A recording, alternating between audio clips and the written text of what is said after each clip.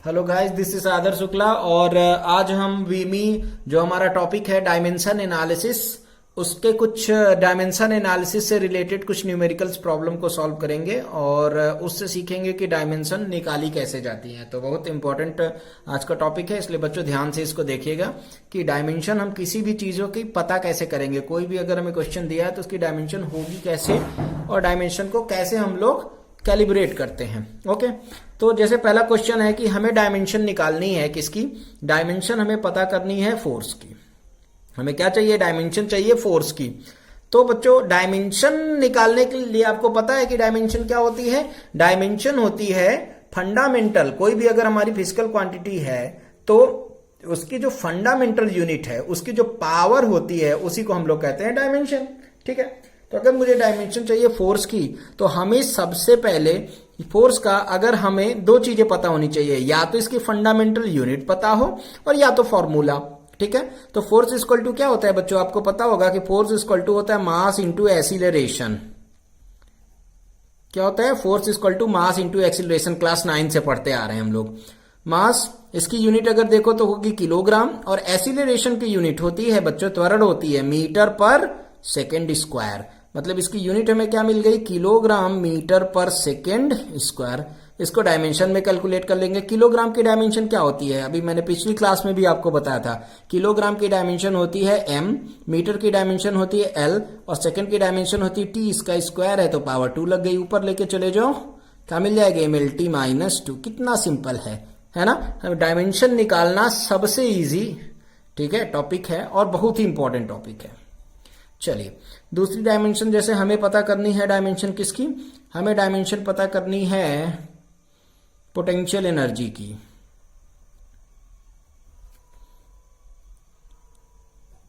हमें डायमेंशन किसकी निकालनी है, पोटेंशियल एनर्जी की।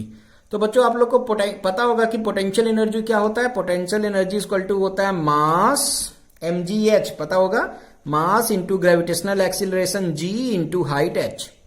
मास की अगर हम लोग यूनिट निकालें तो मास की यूनिट क्या होती है, मास की यूनिट होगी किलोग्राम।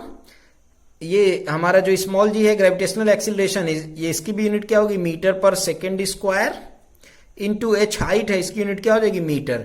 मतलब अगर यहां से सॉल्व करो तो देखो क्या मिल जाएगा, किलोग्राम मीटर स्क्वायर पर सेकेंड स्क्वायर। ठीक है, इसको अगर डायमेंशन के फॉर्म में कैलकुलेट करें तो किलोग्राम की डायमेंशन क्या हो गई m, मीटर की क्या हो गई L2 और सेकेंड की हो गई T2। ऊपर लेके चले जाओ, क्या मिल जाएगा, ml2t-2। ठीक है, चलिए तीसरी डायमेंशन सीखते हैं। सपोज करो हमें डायमेंशन किसी भी एक कांस्टेंट की डायमेंशन हमें निकालनी है ना। सपोज करो ग्रेविटेशनल कांस्टेंट की निकालनी है। क्या होता है फॉर्मूला, न्यूटन का ग्रेविटेशनल गुरुत्वाकर्षण का नियम, F is equal to capital G m1 m2 by R square. हमें इस G की डायमेंशन चाहिए, तो जिसकी डायमेंशन चाहिए उसको कर लेते हैं हम अकेला। G को एक तरफ लिख लिया और इसको इधर लेके लिखो तो देखो क्या मिलेगा, FR square upon m1 into m2 मिलेगा। क्या मिलेगा, FR square into m1 into m2। अगर हम इसके यूनिट लिखें तो फोर्स की यूनिट क्या हो जाएगी, अगर चाहे अब आप चाहे यूनिट लिख लो बच्चों और चाहे उसके बाद आप डायरेक्ट डायमेंशन लिख लो, बात देखी हुई। तो फोर्स की डायमेंशन अभी जस्ट हमने देखी थी, फोर्स की डायमेंशन क्या आती है, mlt-2। जिनको नहीं आया समझ में, पहला वाला देख लीजिएगा कैसे निकाला जाता है डायमेंशन। तो फोर्स की डायमेंशन हो गई mlt-2। आर क्या होगा बच्चों, डिस्टेंस है, डिस्टेंस की डायमेंशन क्या होती है l, और यहाँ पे 2 स्क्वायर है तो क्या हो गया, 2 हो गया। और नीचे यहाँ क्या है, मास है ना, 2 बार, तो इसकी यूनिट क्या हो जाए, किलोग्राम, और किलोग्राम की डायमेंशन क्या होती है, m। तो यहां से इसकी डायमेंशन हम बच्चों हमको क्या है, इसकी भी m, इसकी भी m, डायमेंशन क्या मिल जाएगी, m2।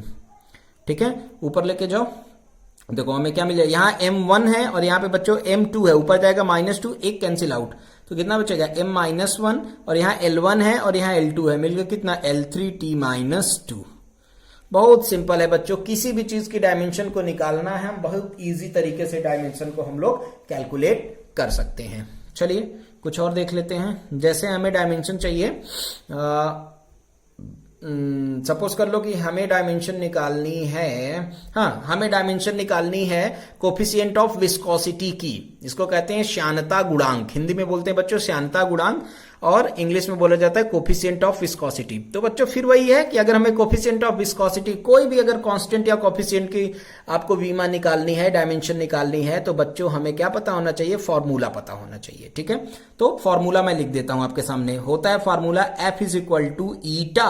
ठीक है, फॉर्मूला होता है F is equal to eta del V by del X into A. ठीक है, क्या होता है इसका फॉर्मूला? इसका फॉर्मूला होता है F is equal to eta del V by del X into A. एक ये फॉर्मूला होता है और एक फॉर्मूला ये भी होता है इससे related, F is equal to 6 pi eta R V. जहां से भी आपको निकालना है बच्चों, इन दोनों को यूज करोगे और देखोगे कि दोनों की भी डायमेंशन क्या आएगी, सेम ही आएगी। ठीक है, तो हम किसी एक से देख लेते हैं, दूसरे से आप कैलकुलेट करके क्रॉस चेक कर लीजिएगा। ठीक है, तो सपोज करो हमें इसी ईटा की डायमेंशन निकालनी है। यही है बच्चों कोफिशिएंट ऑफ विस्कोसिटी। इसी को बोलते हैं हम लोग श्यानता गुणांक। हिंदी में मैं लिख देता हूं, क्या बोलते हैं इसको? श्यानता गुणांक। ठीक है, कोफिशिएंट ऑफ विस्कोसिटी। तो जिसकी डायमेंशन चाहिए उसको करो अकेला ईटा, इसको इधर भेजो F और नीचे आ जाएगा बच्चों 6 पाई R इंटू बी। ठीक है, अब इसकी जो डायमेंशन होगी वही इसकी डायमेंशन होगी। लिख लेते हैं। फोर्स की डायमेंशन क्या होगी? फोर्स की डायमेंशन होती है MLT माइनस 2। फोर्स की डायमेंशन क्या हो गई? MLT minus 2।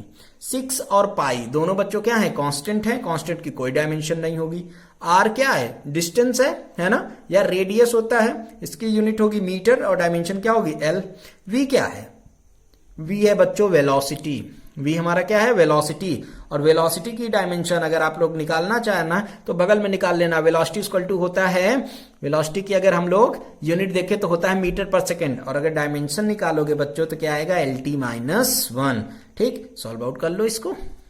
ठीक है, तो यहाँ पे देखो m है, नीचे कुछ m है नहीं तो ये खाली m बचा। यहाँ पे देखो एक l है तो एक l से कैंसिल आउट हो गया, बट अभी भी एक l बचा है तो ऊपर जाएगा तो क्या बन जाएगा? l minus 1। यहाँ पे देखो t माइनस 2 है, ऊपर जाएगा प्लस 2 हो जाएगा, और यहाँ माइनस 2 है, एक कैंसिल आउट हो जाएगा तो कितना हो जाएगा? t minus 1। बच्चों ये हो गई कोफिशिएंट ऑफ विस्कोसिटी की डायमेंशन। आप इस वाले फार्मूले से भी करके देख लेना, जहां पे a क्या है? हमारा क्रॉस सेक्शनल एरिया है, इसकी यूनिट होगी मीटर स्क्वायर, और ये हमारा डेल v आपको पता ही है क्या है? वेलोसिटी है, और डेल x क्या है? डिस्टेंस है। यहां से भी कैलकुलेट करोगे यही आंसर आपको मिलेगा।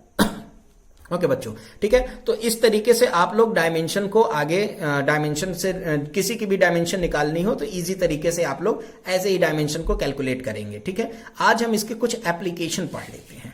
ठीक है, डायमेंशन के कुछ एप्लीकेशन, क्या क्या एप्लीकेशन हो सकते हैं डायमेंशन के, बहुत इंपॉर्टेंट है बच्चों। आपके एग्जामिनेशन में अक्सर पूछा जाता है कि यूजेस ऑफ डायमेंशन या एप्लीकेशन ऑफ डायमेंशन। ठीक है, एप्लीकेशन ऑफ डायमेंशन। ठीक है, वीमा के उपयोग क्या है? वीमा के उपयोग क्या क्या है? एप्लीकेशन ऑफ डायमेंशन, ये हमें देखना है। ठीक है, तो पहला एप्लीकेशन तो जस्ट अभी आपने देख लिया कि कोई भी अगर कांस्टेंट है तो हम कांस्टेंट की यूनिट को पता कर सकते हैं। ठीक है, कोई भी अगर कांस्टेंट वैल्यू है तो हम कांस्टेंट की यूनिट पता कर सकते हैं। कैसे करेंगे? हम उसकी डायमेंशन निकाल लेंगे और जब डायमेंशन आ गया तो उसको यूनिट फॉर्म में कन्वर्ट कर लेंगे। नहीं समझ में आया? चलिए तो एक हम एप्लीकेशन लेके देख लेते हैं। ठीक है, पहला इसका यूज है, पहला यूज इसका क्या है? Find the unit of any constant. ठीक है, कोई भी अगर कांस्टेंट है तो उसकी यूनिट को हम लोग कैलकुलेट कर सकते हैं। ठीक है, चलिए जैसे मैं एक सिंपल सा कोई भी एक एप्लीकेशन ले लेता हूं। सपोज कर लो मैं लिख लेता हूं a इज इक्वल टू, ठीक है, या सॉरी ऐसे लिख लेता हूं v इज इक्वल टू, ठीक है, x बाई टी। मैंने क्या लिख लिया? v is equal to x by T, जहां पे v क्या है? हमारी वेलोसिटी, t क्या है? टाइम, और x हमारा क्या है? अननोन। मुझे इसी अननोन का क्या करना है? हमें इसी अननोन की बच्चों क्या निकालनी है? यूनिट निकालनी है। ठीक है, या डायमेंशन निकालना है। तो सबसे पहले अगर मुझे इसका डायमेंशन निकालना है तो इसको अकेला करो, इसको इधर लेके चले गए v इंटू टी।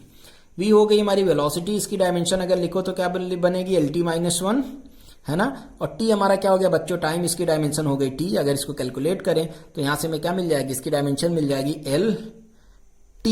यहां पे देखो बच्चों क्या है? t माइनस 1 है, और यहाँ क्या है? t, खाली यहाँ पे क्या है? t प्लस 1 हो गया, तो ये t से t क्या? t नॉट हो गया, या t इसको कैंसिल भी मान सकते हो, मतलब डायमेंशन केवल क्या आई? L।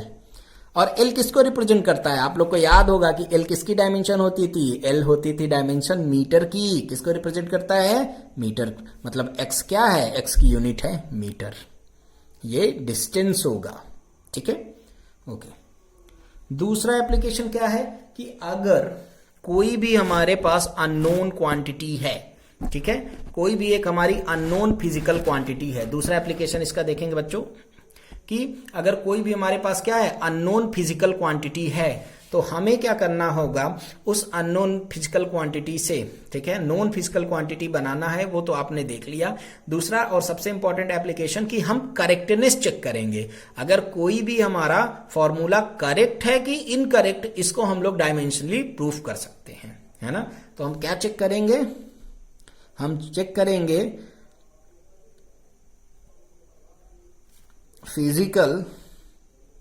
Physical formulas to check, ठीक है, to check the physical formulas with help of dimension, ठीक है। डायमेंशन की हेल्प से हम लोग क्या करेंगे? कोई भी फिजिकल फॉर्मूले को चेक करेंगे कि वो फिजिकल फॉर्मूला सही है कि गलत है, ठीक है। कैसे करेंगे? बहुत सिंपल है, देखते हैं। चलो, मैंने एक फॉर्मूला लिख दिया, v is equal to √2 capital G small g by h। हमें देखना है कि ये फॉर्मूला सही है कि गलत। हमें ये चेक करना है कि ये फॉर्मूला सही लिखा है हमने कि गलत लिखा है, ठीक है। तो बच्चों, अगर कोई भी फॉर्मूला सही है तो दोनों साइड की डायमेंशन सेम होनी चाहिए, ठीक है। तो हम पहले डायमेंशन लेफ्ट साइड की निकाल लेते हैं। सपोज कर लो ये हमारा क्या है? अगर हम डायमेंशन निकालें, डायमेंशन ऑफ v, इधर v लिखा है। अगर v की डायमेंशन देखें, वेलोसिटी है बेटा, क्या हो जाएगी डायमेंशन? LT-1, ठीक है। इधर देखते हैं, इधर हमारा क्या लिखा हुआ है? इधर हमारे लिखा हुआ है √2 √g बाई √h। वही बच्चों जो अंडर रूट में था उसको मैंने अलग अलग आपको समझने के लिए अलग कर लिया। √2 एक न्यूमेरिकल है, इसकी कोई यूनिट नहीं होगी तो कोई डायमेंशन भी नहीं होने वाली, है ना। तो इसकी तो डायमेंशन नहीं होगी। जी क्या है? जी है ग्रेविटेशनल एक्सीलरेशन, गुरुत्वीय त्वरण, ठीक है। इसकी यूनिट होती है बच्चों, है ना, और इसकी डायमेंशन भी होती है। डायमेंशन कितना होती है इसकी? एक्सीलरेशन की LT-2, ठीक है बच्चों। और इसकी पावर कितना लगा है? √2 का मतलब होता है पावर 1/2। क्लियर है? सेम इसी तरीके से ये क्या है? हाइट है h, डिस्टेंस, इसकी यूनिट क्या होगी? इसकी यूनिट होगी L, और इसकी भी पावर कितना लगा है बच्चों? 1/2। ऊपर लेके जाते हैं, इसकी पावर है कितना है? अगर हम इसको लिखें तो ध्यान से देखो, इसको कितना लिखेंगे? L½ और यहां क्या मिलेगा? T-2 है पावर और 1/2 है, कैंसिल आउट हो जाएगा T-1। और यहाँ पे साथ में कितना हो जाएगा बच्चों? यहाँ पे साथ में फिर वही हमारा क्या मिल जाएगा? L-½ है ना, ऊपर जाएगा। ये नीचे लिखा था L-½। L से L क्या हो गया बच्चों? कैंसिल आउट हो गया। इसकी डायमेंशन क्या आ गई? T-1, जबकि उधर की डायमेंशन क्या आई थी? LT-1। मतलब ये फॉर्मूला क्या है? रॉन्ग। आपको पता है कि इसका रियल फॉर्मूला क्या होता है? v is equal to √2gh होता है, ठीक है। कोई भी फॉर्मूला, अब आपके दिमाग में कोई भी फॉर्मूला हो फिजिक्स का, अगर आपको चेक करना हो तो आप लोग इस डायमेंशन एनालिसिस के हेल्प से उसको चेक कर सकते हैं। क्लियर है बच्चों?